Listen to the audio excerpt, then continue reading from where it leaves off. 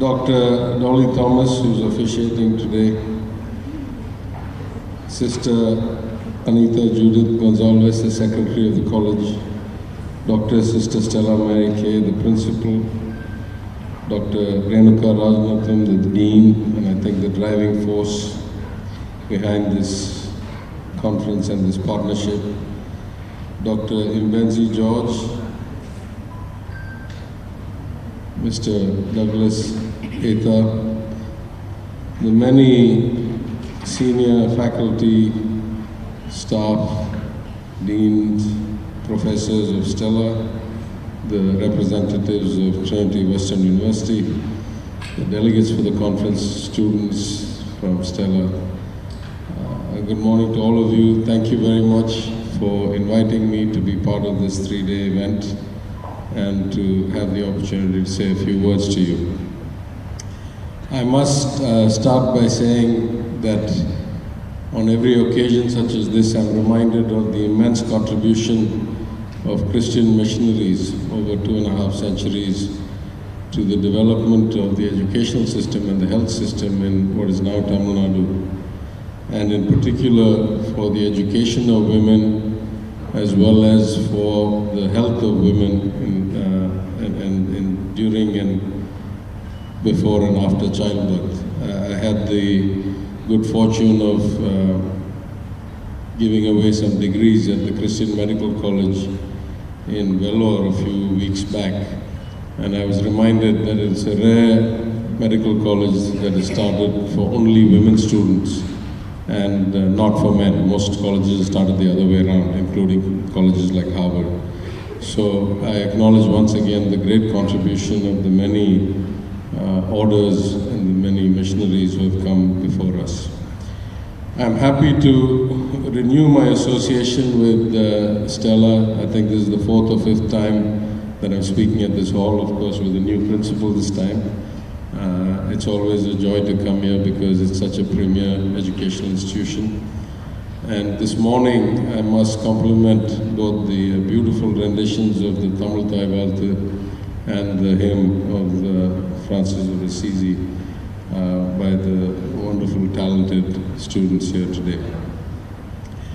I see the vision and the pursuit of excellence that Stella embodies through partnerships like with Trinity Western and others, and I think I've been here for one other collaborative event.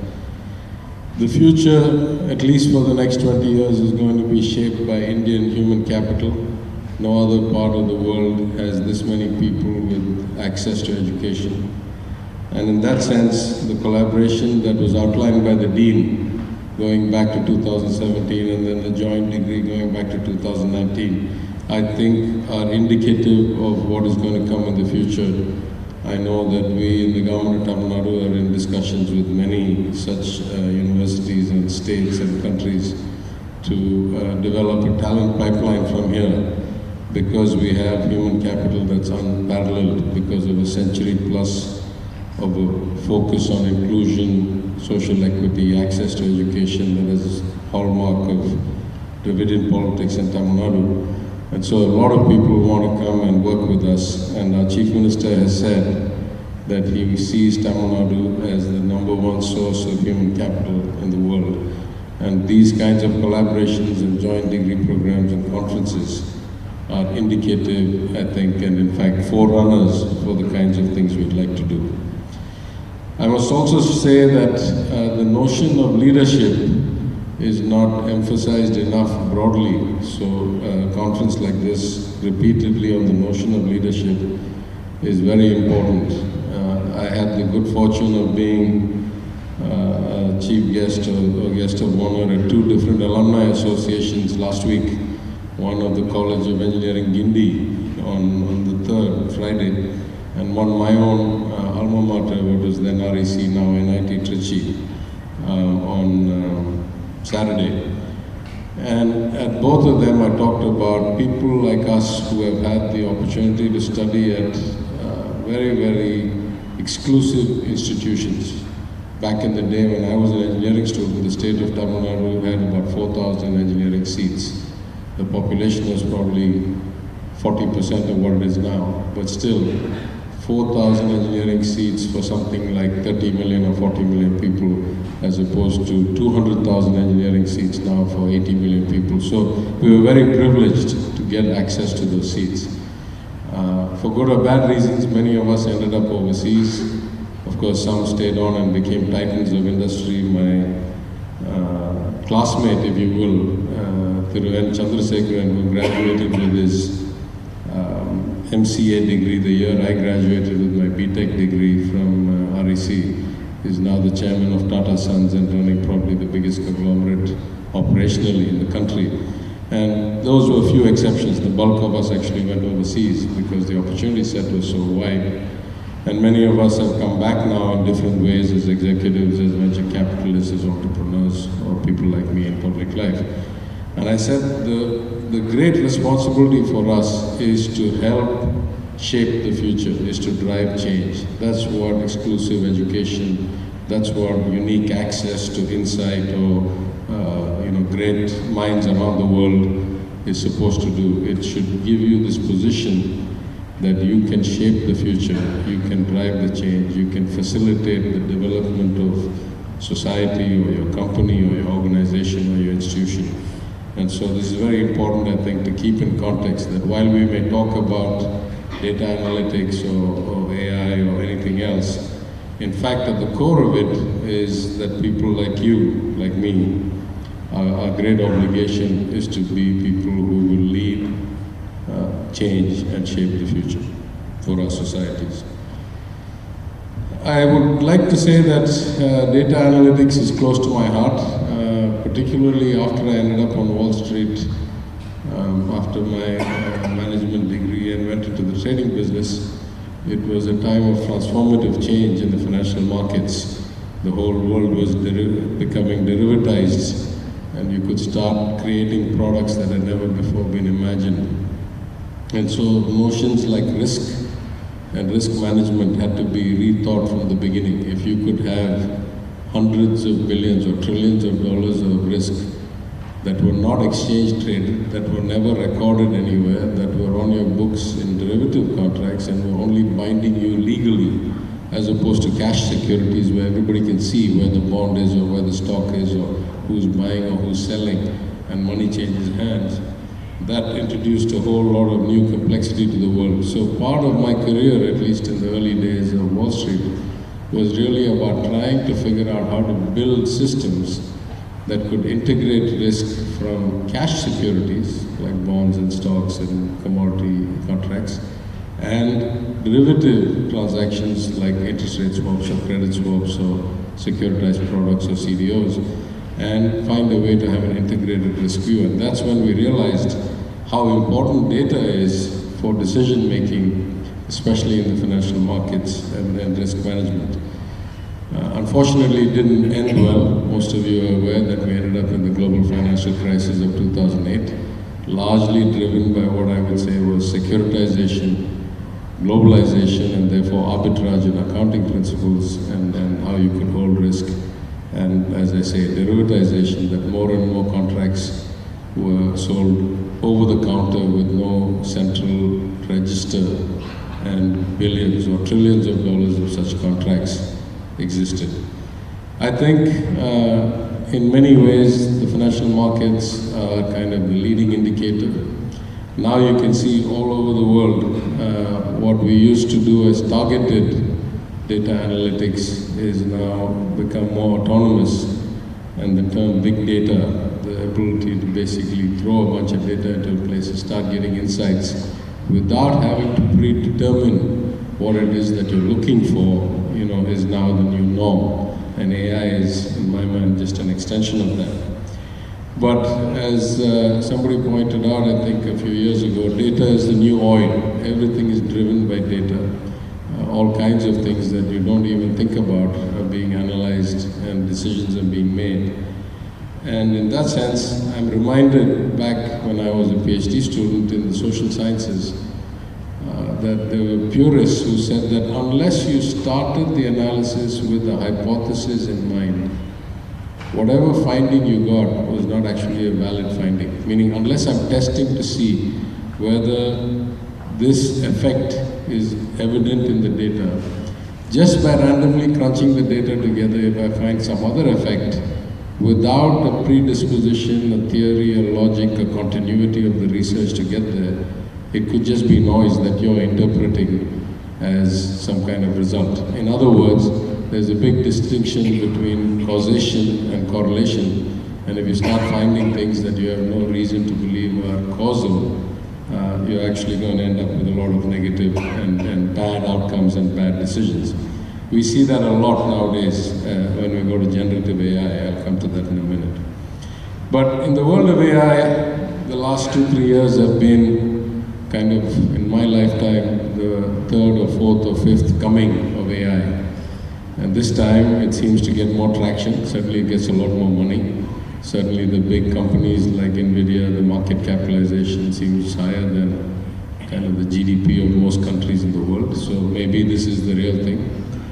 But I would say the two things that you must keep in mind when it comes to AI. The first is that though the cutting edge has evolved to where it is, the odds of it becoming ubiquitous, where AI replaces everybody doing everything everywhere, not only are they very small, but even to have a meaningful implementation of such a vision will take at least a couple of decades in my mind. I'm reminded of the fact that the robotics revolution, which started in the late 80s, early 90s, which was supposed to put a lot of people out of work in manufacturing, is only now coming to fruition. I remember my early days as a consultant in the automotive industry in the late 80s in the US. And so many things that were basic, like lifting products from one conveyor belt and putting them onto a dolly or another conveyor belt were being done manually. And everybody was afraid they were going to get replaced. It did happen. It just took like 25 years to happen. So now if you go and look at, when I go to a car assembly plant, I'm amazed. Where there used to be 100 people in 1990, there are probably 10 people now. The rest is all mechanized. Robots have become so flexible, so capable of being programmed in any number of ways that in fact there has been massive job loss, but it took 30 years. My best guess is AI will follow the same path at worst. In fact, it may be different for a while. Why do I say that? For it to become ubiquitous, we're going to need a lot of things. We're going to need first a lot more computing power and a lot more chips than are currently being produced today. Part of NVIDIA's valuation is that the supply chain is backlogged. There's like a 3-year backlog for chip manufacture. Of course, innovation will come, of course, competitors will come. But in fact, to get the kind of GPUs and potentially quantum computing that will help you solve these big computational and quantitative complexities is probably going to take a long time. The second is that even if you have these chips, you need a lot of data to work on. And I just opened an AI support company in Coimbatore last month, and they demonstrated to me the kind of work they need to do to take an image and parse it in a way that autonomous vehicles like Waymo or Tesla can actually learn from and therefore be capable of dealing with some situation when the car is driving itself down the road. And for literally every frame, there was probably a few hours of work of a human being annotating, tagging, parsing, trying to teach the machine how to read this data, how to read this image. And so if you think about it, for the data, first of all, for the volume of information in the world to be digitized and made data, in a computer, and then for it to be annotated and shaped in a way that the machine can process it and learn from it is probably a long time away. And in fact, the head of the particular program in this company was saying that from his perspective, for it to be a totally, truly autonomous, just for that purpose, to drive, he figured if the ultimate ambition was college graduate level education, then right now they're just in like 5th class or 6th class elementary level. That's how much more development has to be done for the machine to actually learn enough to be capable of true autonomy or in that one field. Now you start thinking about things like general intelligence, and so we're quite far away. In addition, we're going to need a lot of power, energy. I don't know if any of you have been tracking this, but the kind of energy consumed by data centers for AI is 10x or 20x those consumed for generic data centers running standard databases and apps. And those itself are quite high consumption, which is why many of these big data companies have now committed to 100% green energy, and there's going to be a surge in the need for green energy for that. So all these together, I would say, if the threat is that it's going to replace human beings or take away jobs or become kind of its own mind, in the near term, I don't think that's going to happen. But that's not to say that change is not happening, or not even to say that it's not happening relatively rapidly. So I think as a government, we basically have three roles to play whenever new technologies emerge like this. The first is regulatory. All of us have to make sure that new technologies are more helpful, less harmful, less susceptible to fraud, violation of rights, people's assets. The second is to create an environment where you encourage and support innovation in these areas.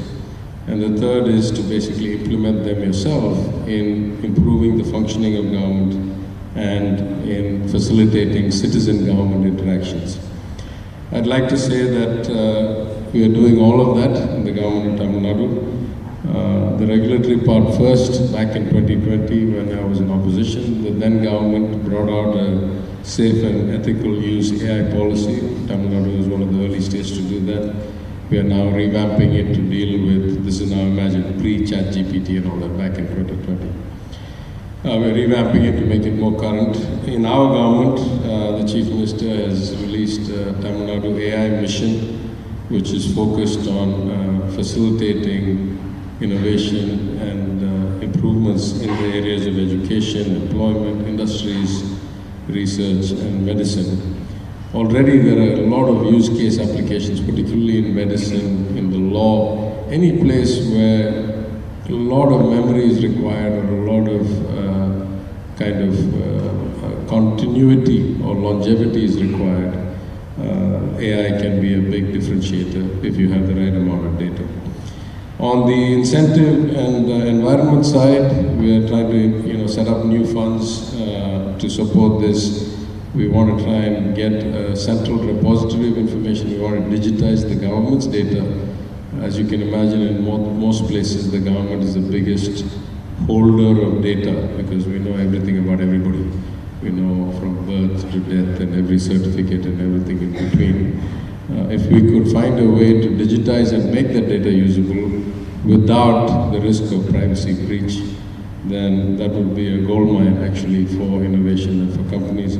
Also to try and get a bit ahead of having a central computing resource that startups and innovators can get access to.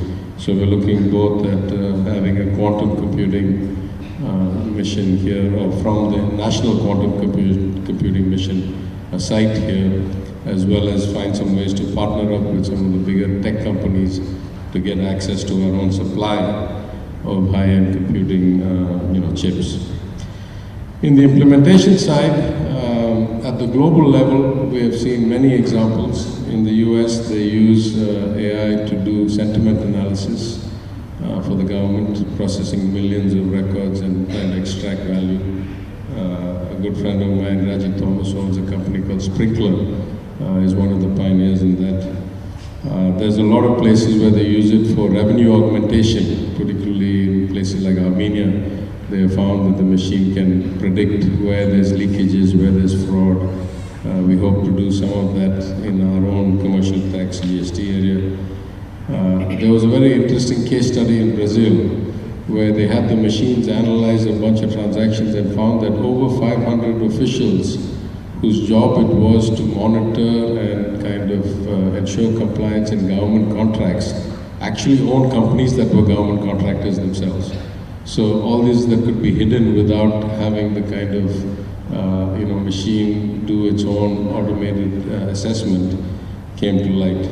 There are many cases in the UK, they do it for pension processing. In Africa, they do it for money laundering detection. So there's a lot of places where actually the interface between government and citizens also can be improved. In Tamil Nadu, we've already got a few cases. We have tried to implement face recognition in the school districts, the school systems, to make it much more efficient, timely, get everybody into their seats without having to go through an elaborate attendance protocol. Everybody's name is read out and everybody has to say yes. So machines can do face recognition and mark attendance. We are using AI with CCTV cameras in buses to help try and see cases of any risk, particularly to women, particularly at off times, and convey that immediately to the police. We have applied AI in the Oliver app, in the farmers support app, where we try to predict if there seems to be onset of pests or there seems to be a nutrient deficiency by analyzing images of the crops. We're using it in optimizing water supply in rural areas and checking or predicting leaks based on pressure changes in the system. One of the most successful applications has been the e-Parvai app under Tamil Nadu e-governance agency, which is part of my department, where we can have the machine supported by Google and the Arvindai hospital system. The machine can read, scan, and detect cataracts automatically without having to go for an ophthalmologist. And then finally, we are looking at chatbots. The preliminary one is called Anil, where it's a Tamil-based chatbot between citizens and the machine, where they can get their answers about government services responded to without having to see a human being. Now, I will say the last point that in many places, governments are failing in their core functions. This is not a Tamil Nadu problem, it's not an India problem. Around the world, many governments have underinvested in their platforms, in their infrastructure, in their capability set.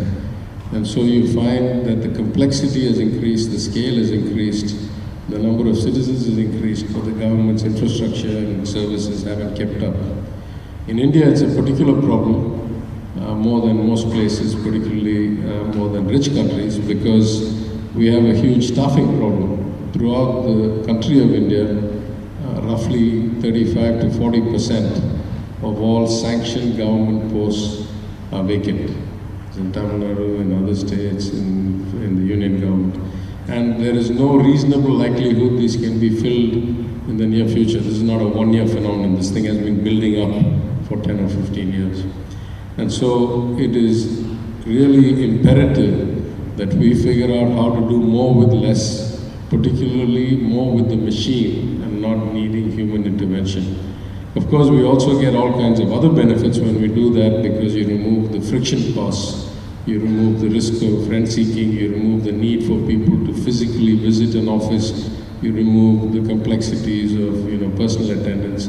So, to me, this is actually a golden opportunity. And my hope and my vision is that sooner rather than later, leading states like Tamil Nadu will be able to use many of these innovations, starting with better data collection, better data aggregation, better data matching, and therefore through that better data analytics, and eventually getting up to the application of autonomy. And really, if you think about AI, it's just a shade of gray. We start with the machine being able to do basic analysis, we get it to do advanced analysis, and at some point, if it's capable of doing all analysis and generating its own outcomes, then you reach the notion of artificial intelligence, which means that no human being needed to pre-program for the possibility of this case scenario. Whatever case scenario comes, the machine can deal with it. That's really the dividing line between, I would say, regular computing applications and artificial intelligence. And so I think we are well on our way there. Of course, I must say that while ChatGPT and its like have added a lot of value to a lot of things, there's an old adage for those who are in the computer science field, and it talked about databases and analytics, And it was a very crude adage, but it said garbage in, garbage out, which meant that unless you could ensure the quality of the information going in was very high and valid, whatever analysis or analytics or results or findings you got from it were likely to be deeply flawed. And that I would leave you with as the biggest risk today if you use things like ChatGPT or other large language models or other generic models. In my particular case, I have two examples. I was invited to another very reputable educational institution as the convocation guest. And I was shocked to find when I was sitting there, I opened the program and it had a profile of me in the program. And the profile of me had clearly been generated by ChatGPT. Because what happened, they must have asked it to go and write something about me. And somewhere along the way, it merged my identity with that of my good friend, Dr. Thiagarajan, who was the RBI governor and chief economic advisor, because I guess we're both Tamil, we both have the same last name, we both went to MIT, and we both worked together on various things. And so it lost the distinction. So in my profile, it had some things that I had done, and it had some things that he had done, and it seamlessly blended the two of us together as if we were one human being. Somebody had printed that without checking whether that was the right description or profile of me or not. So I thought this was pretty funny, and then I was at some other event and I was explaining this to them, and I was saying, this is the problem with the model. And somebody was very smart, asked ChatGPT again, and said, this time put my name and the city of Madurai, and said, can you give a profile of this gentleman from Madurai? And this time it gave a profile where it merged me with another good friend of mine, Palanivel Thiagarajan, who also his name is mine, who was from Madurai. Our families had 3-4 generations of relationship together. We both had been affiliated with the Madurai Meenakshi Amman temple. And so it merged our two identities and created a profile that completely, was violative of any basic truth. So the problem with all these models is that unless you're very, very clear about the quality of the data, and if you go for something like a generic model which is searching the whole world, then you don't have control anymore about what you get out. And therefore I think, in fact, Thiru Chandrasekhar had talked a lot, and my own additional chief secretary of my IT department has been talking about maybe we shouldn't use large models, we should use small models, and we should have very limited data sets with very limited ambitions. Because if you're in the government, in theory, every data point you have is accurate, right? From land records to birth records to education records. So if I limit myself to using the data in my data set, much, much higher likelihood I'll get accurate answers if I make questions like, is this person eligible for this benefit?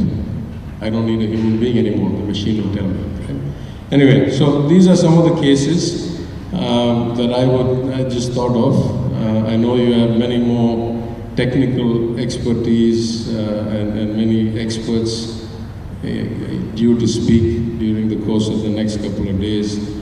I'm sure you'll all learn a lot. Remember what I said, that your job is to learn, to achieve, and to be people who change and shape the way society develops. You've all been given a wonderful opportunity to be at such an elite institution or to have such affiliations. I hope you'll all get to fulfill your promise. I commend the institution. I congratulate TWU once again, and thank you all very much.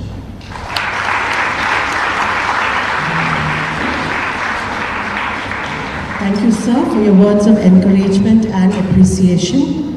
Your expertise and perspectives have shed light on key aspects of data analytics and AI, inspiring us